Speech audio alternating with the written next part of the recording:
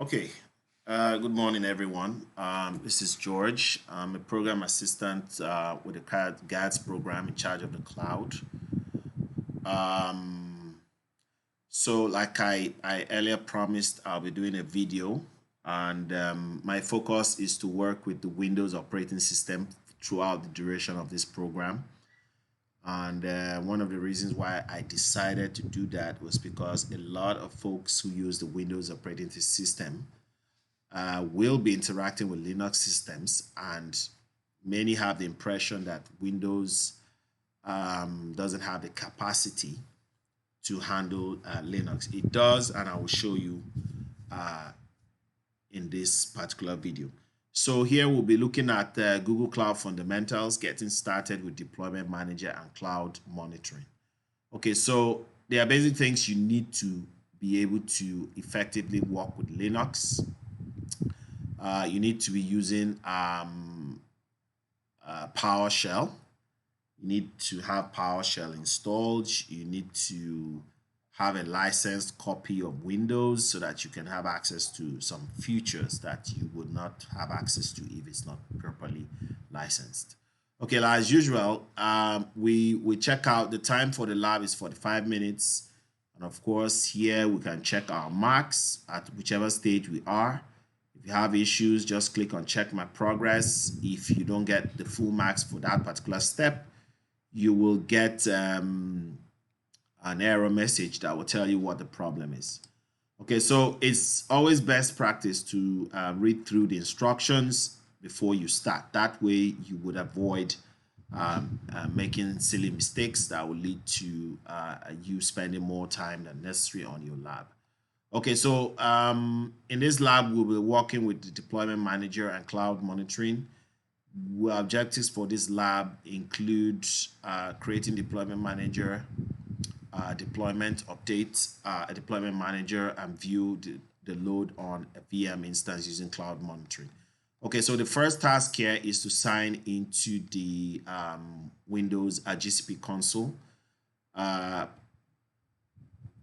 Note that you'll be given a special account to do that. If you do that with your own email and your email account has a card associated with maybe qwiklabs, then you will be charged for the lab, whereas it should be free because it's part of the GADS program.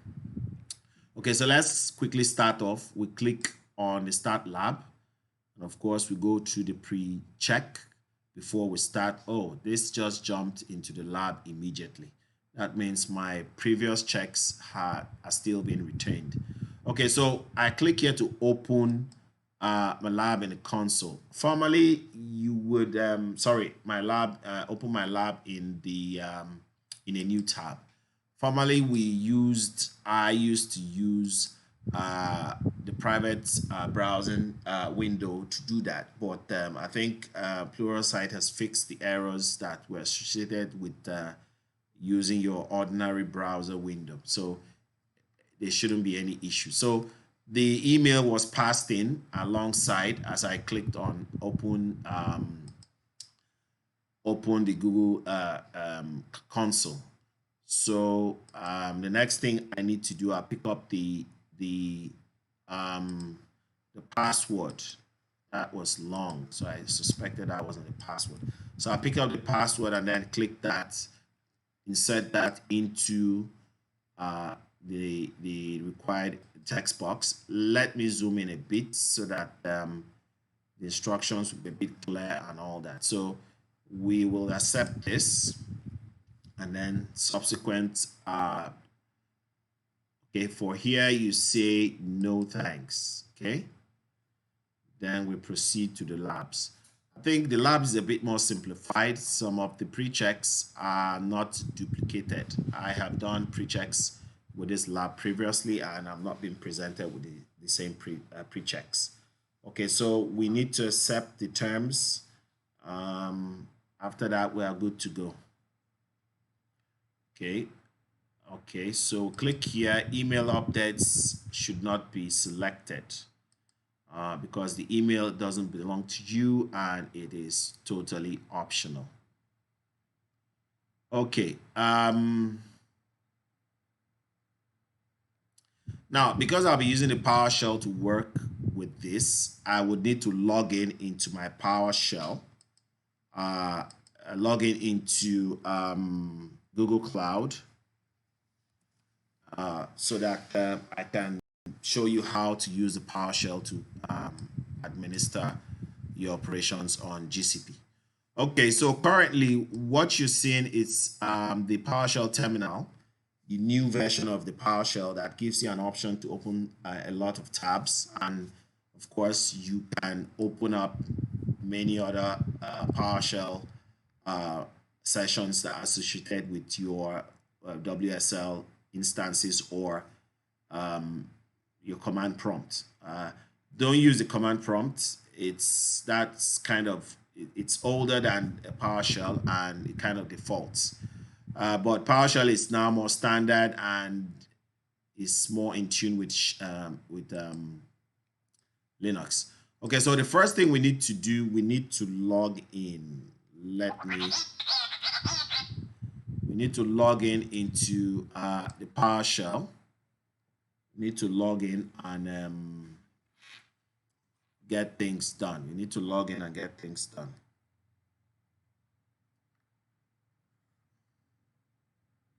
Okay, let me take a 1-minute break. I'll be back.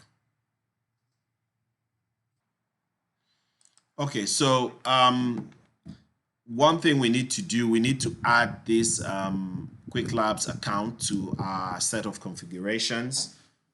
So we do GCP init. Okay, sorry, gcloud, not GCP init. So we do that. And of course, we will go through and add that configurations, which we can delete later. That will make it possible for us to administer our GCP console from here. So let's just give it a few moments. Meanwhile, let me switch back so that I will need this, the email. Okay. Right, so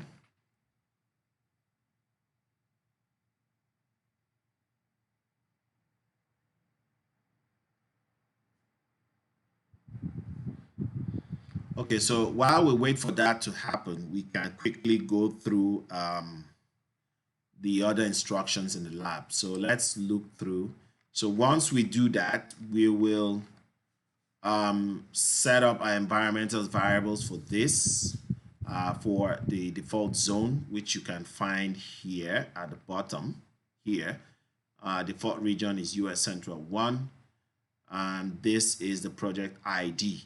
Then we will copy this particular file from cloud storage, Google Cloud Storage location into our computer, and then we will make changes. So let's see, but before we're able to do that, we need to actually authenticate. So it says there are several options that have been presented to us. We will be creating a new configuration, so we'll pick 2. All right, so we select 2 and enter the name. So let's just call it qwiklabs. Let me call it qwiklabs. Okay. All right, so a browser window will open and then we will log in and continue from there. That's the way to work. So just give it a few seconds. Okay. All right, so login with a new account option is presented. We have several options, so let me take the 5th one, which is login with a new account. Okay, so we're logging in with a new account. Okay, and it opens up. Okay, so that should be the account. Student, to confirm that, let's check this. Okay, we have 007DF. So let's check that out and be sure. Okay, it's not. So we need to go in with a new account. Let's select a new account. Let's pick this one, username. Come back here, put that in there, and then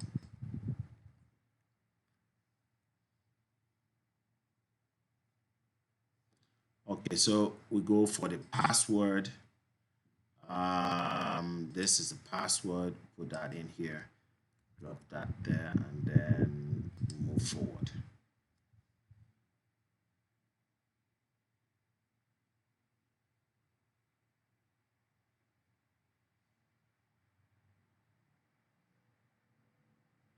Okay, so next thing we allow that. Remember, this account is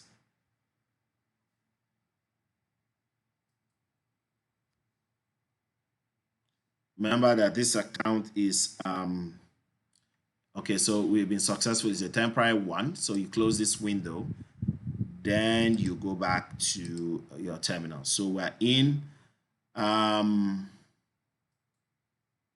they want us to pick the name of the resources. So the resources for this particular that this account has access to are listed out here. So if you go back here, let's look at the ID of our project is GCP01 qwiklabs GCP01. So let's look for that one. Okay, so that's the one. It's number 4. So pick 4 and then hit that. So the current project has been set to this, and then we can work with that. Okay.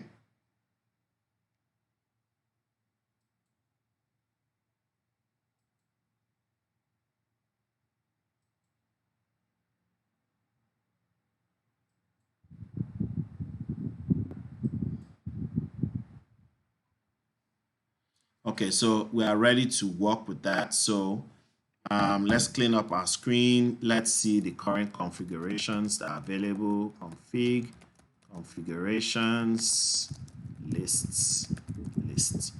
Okay. All right, so we have qwiklabs here, and it's true. So that's the current one we're working with. Okay.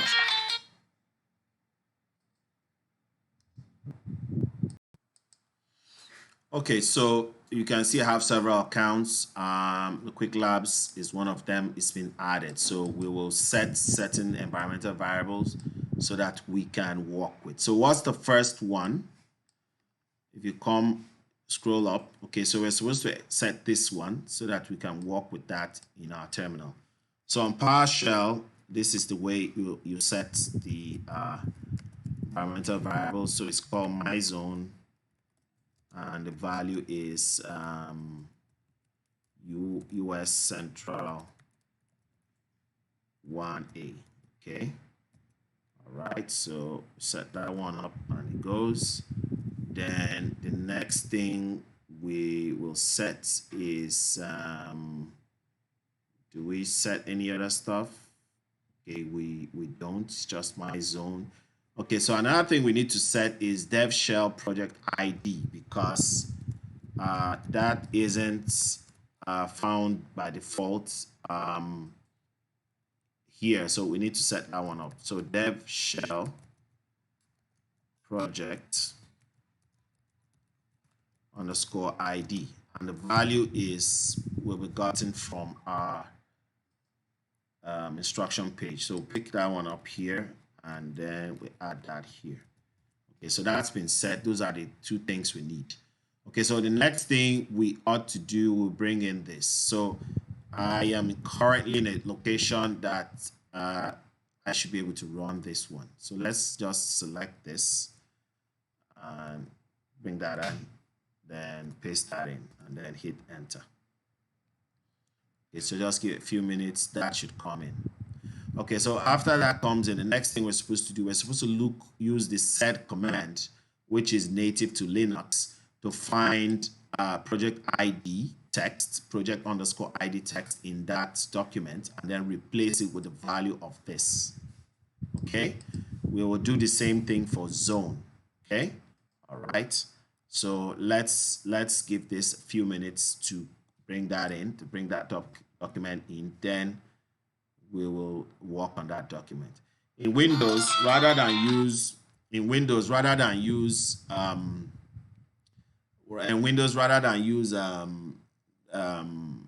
set command, which I don't think is there on Windows.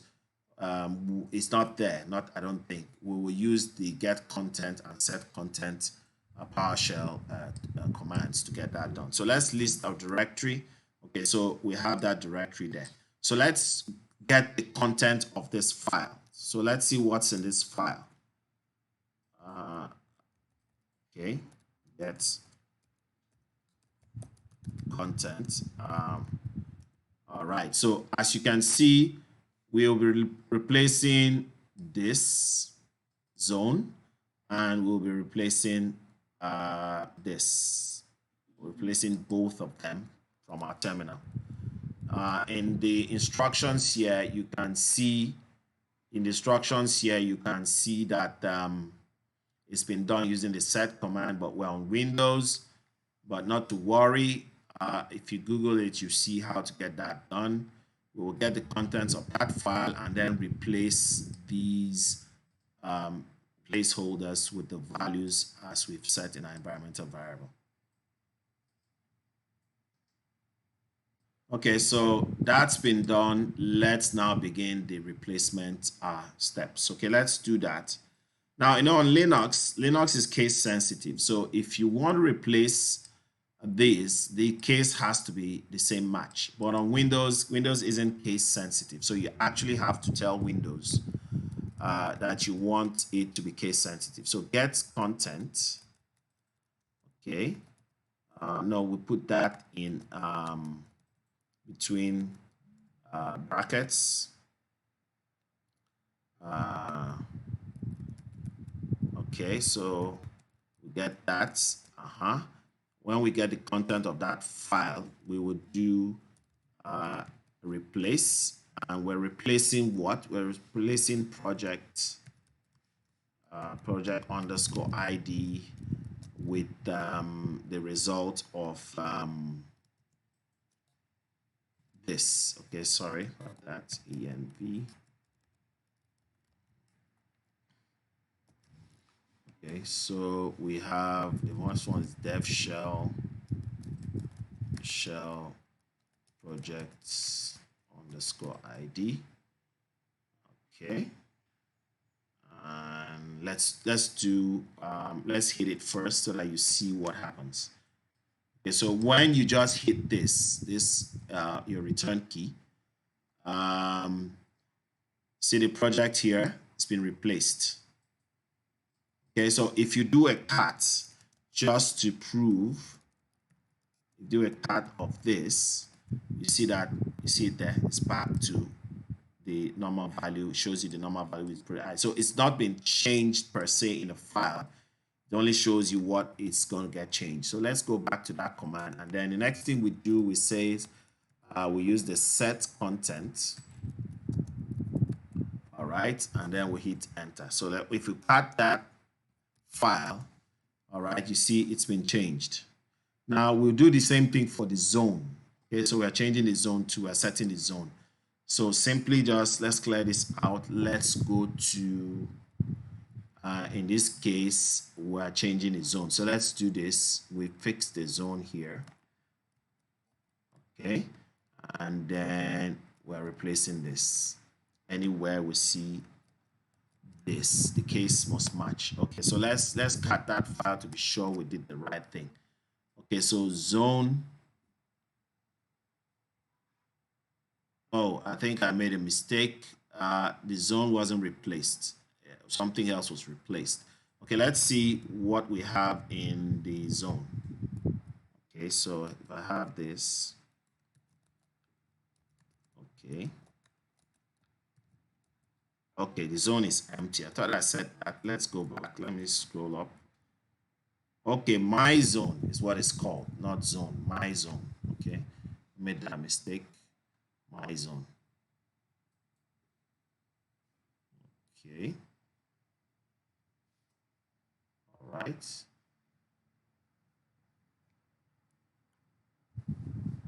Okay.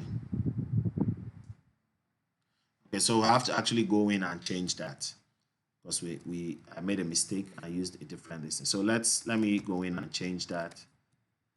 Okay. Yes, for those of you who use Linux, Vim, Vim can now be used on Windows. Okay, so I need to go in here and set that zone, US Central 1. 1A. Then that's another place, US Central 1A. Okay, so we do that and then we save and exit. So let's clear the screen.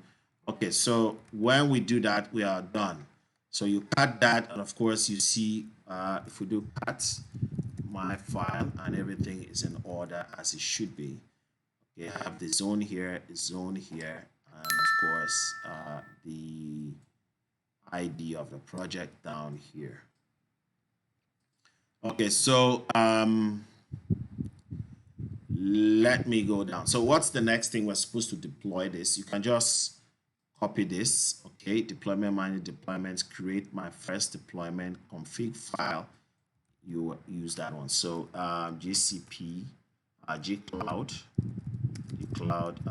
deployment manager deployments, create my first deployment, and then config. The config there is, I'm not sure if I'm using double. Okay, all right, so okay, double hyphen. So my first okay, so it's our DEPL. So let's just shorten that, DEPL. Okay, make sure you use the names as expected. I'm going to get an error, I believe, because I didn't set the zone. Okay, let me kill that. Yes, let me kill that. Okay, let me do gcloud auth list. Let's see what values we've set. Okay, so not really. Okay, so we have to set that one. So gcloud config set compute zone US central 1A. Okay, set that one. All right, then what else do we set? We set the project ID, and let's set the region. Let's also set the compute region. Okay, all right, so region, we get rid of this, and that's that.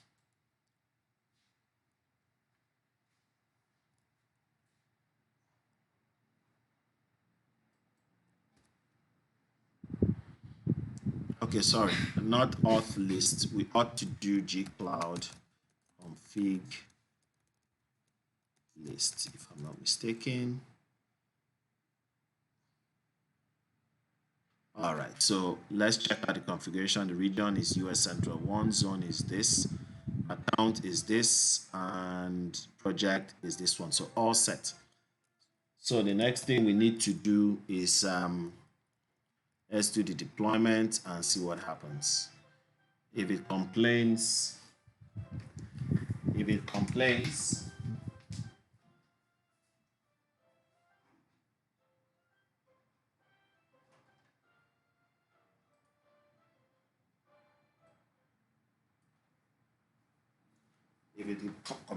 that means we have deployed previously. The previous deployment went through, although maybe not successful. Then we'll simply do an update. So let's give it a few seconds and then we'll see what happens. Okay, so normally you walk from the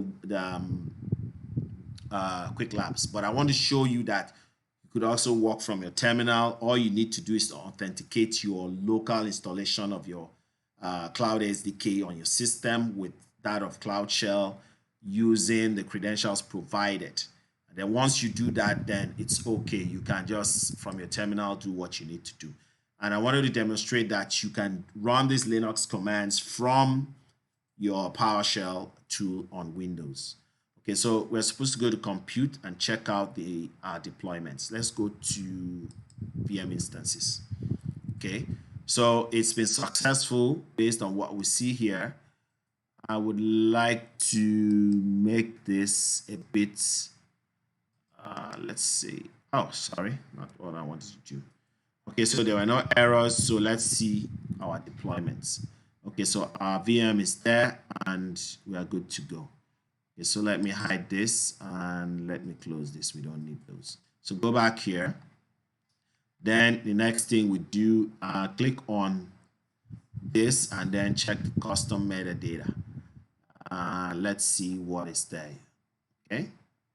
If you go back here, you should be seeing, where is that?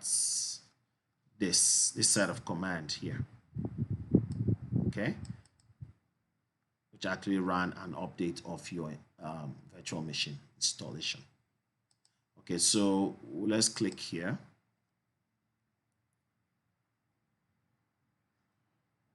Okay.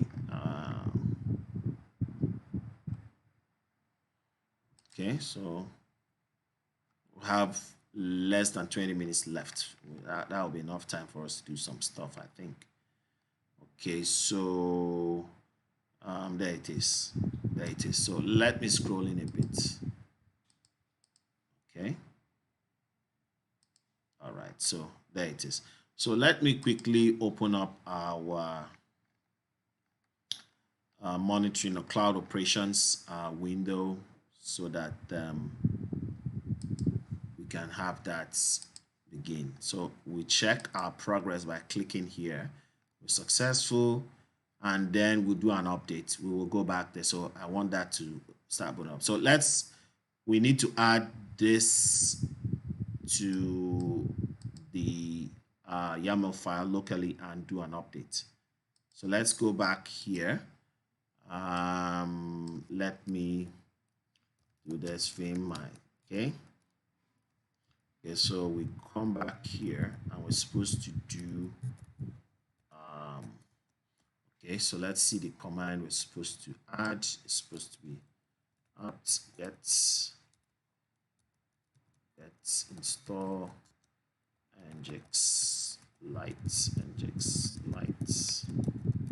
and then of course yes, so that it can happen without our intervention. So we close the window.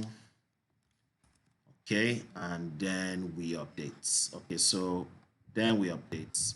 We simply, instead of creating this time around, we simply update. And then in the case of qwiklabs, they used the nano editor, which is far more easier to learn and get used to than Vim. I prefer Vim. So please use the nano editor in their case. And of course, before trying this out, try out the labs first, be successful, come back again and try it out, this time doing it from your PowerShell. If you're on Linux, do it from your Linux machine to get a feel of the commands and what you can actually do. Okay, so we've done that. So if we click on this, we should get success. Okay, so while this is coming up, this is up already. All right, so we click this, and of course the project is the project we're working up. This is referred to as the hosting project or the host project. Okay, so let me go back to and see to be sure that our metadata was updated as expected. So we're supposed to check that. Let's quickly check that before we return. And in this case, okay, stances, okay, confirm that, then this, okay. All right, so we will stop that and do some other things. All right, so quickly, let's look at that. If you click here, okay, scroll down at the bottom, of course, okay, see it's been updated, so we should have an nginx deployed. So let's see if that is the case. We will not be able to access it because we haven't opened the port to allow HTTPS or HTTP traffic. We didn't enable that, so we'll let that go. So we're supposed to stop this. Select this, click on this, and stop it. Okay. Okay, stop the VM because we want to make some changes. Okay, so we're supposed to edit the VM. Stop it first. Click on the edit icon and then give it access to full access to all the cloud APIs, and then start it up once more and then get in there and do some stuff. So let's give it a minute or so, hopefully less than a minute. Okay, and once it stops, and it's stopped, so click on it and then click edit.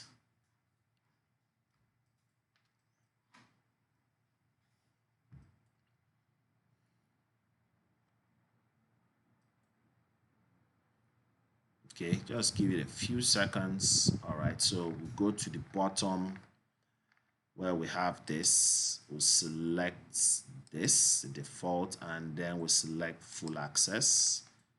Okay, and then click save.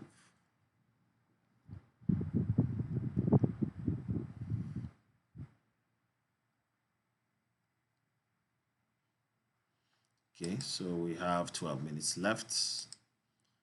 Okay, our operations dashboard is already up. Then we just need to start our VM. You could start the VM. What's the name of the VM? All right, so you could start it from here. You could say qwiklabs compute instances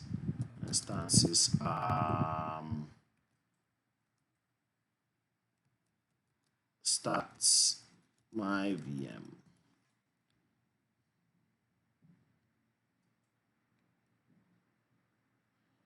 Okay, so you could start starting it. So start it from here, or you could simply just click the play button here. Okay, so it should be up and running in a few seconds, and then we'll SSH into it. SSH normally is default for Linux and Unix-based systems, but you will see that even on Windows, it happens. Okay.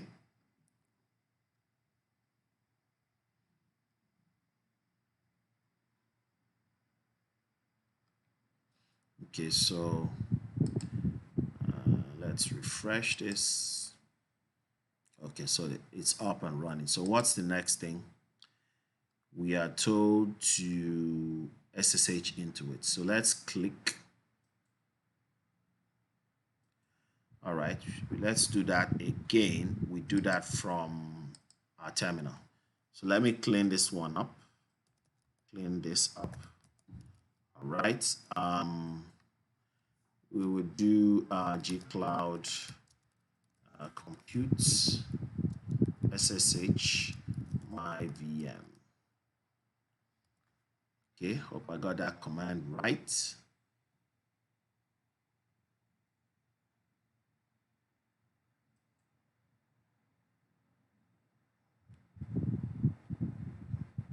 All right, so you say yes to accept this, then you expand this. Then we bring down this window, so we've connected. Okay, so what are we supposed to do? Sorry, the text is a bit small. Let me see if I can increase it so that you can change settings. Let's see. Features, keyboard, terminal session, Windows appearance. Okay, there's nothing. SSH keys, hotkeys, selection, appearance. I'm looking for, okay, so courier 10 points, change that. Okay, so let's hit that 16, apply, and it goes bigger. Okay, so what we're supposed to do, dd if, okay, might have issues. Okay, you random, in case you copy and paste this. When you copy, just right click in the SSH session and it'll paste it in. So gzip zip 9, okay, and device long, and then of course get out of that. Okay, be sure the command is in order, and then we hit enter.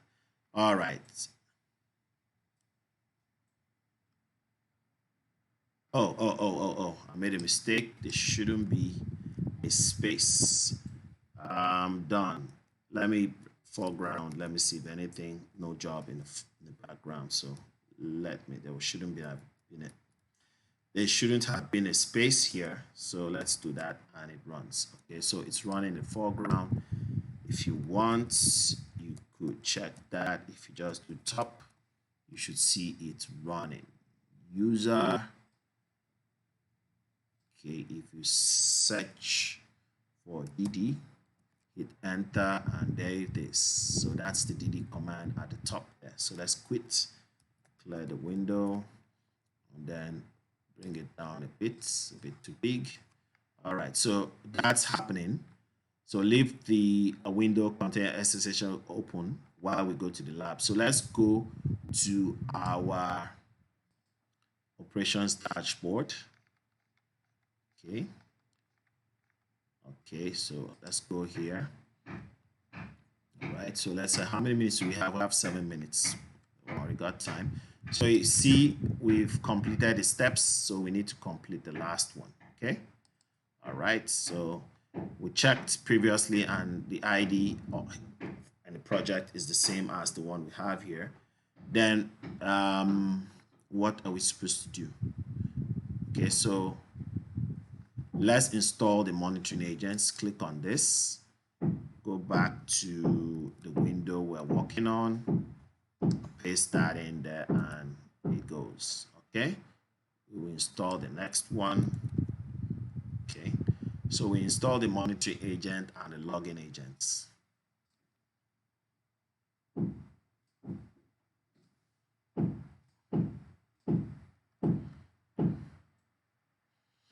Okay, we just have like 6 minutes left. Okay, so we do the next. Sorry, and install the login agent. Okay, so while that is setting up, once both agents have been installed on your project, click Metric Explorer under the main cloud monitor to the left. Okay, so we'll check that in. All right, so have a few minutes, we're still okay.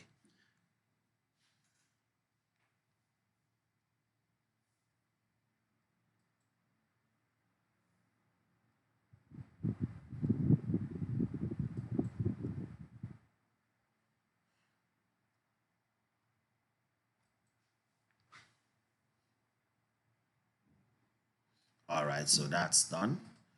Then let's check the metrics explorer. There it is.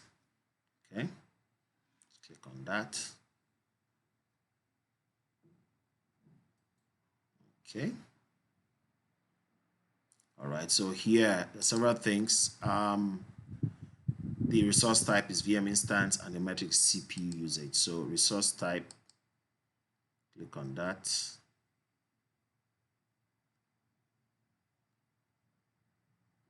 Okay, VM instance, and the metric is CPU usage. So click on that. And of course, there you go. So we have that there. Okay. All right. So what next? Now we need to kill the process.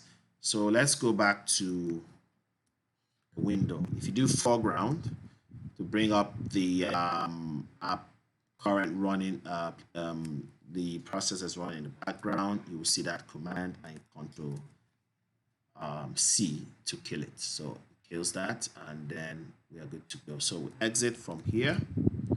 Okay, close that window. And of course, we go ahead and close our lab. So that's the end of the lab.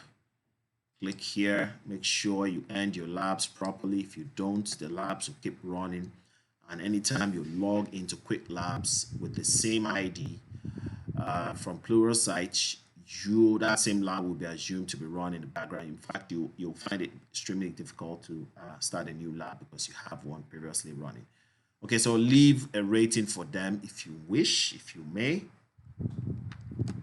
Okay, leave a rating. I have left a rating before, so that's the end of that lab.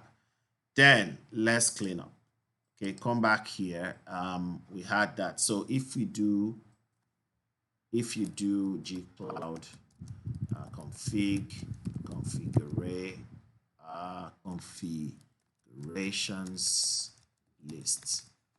Okay, so we have qwiklabs true. We want to change this to any other one I want. Here I would do this. Let's double tap and see the options. Okay, it doesn't work here on this, so say help. Let's see what we have. We want to set.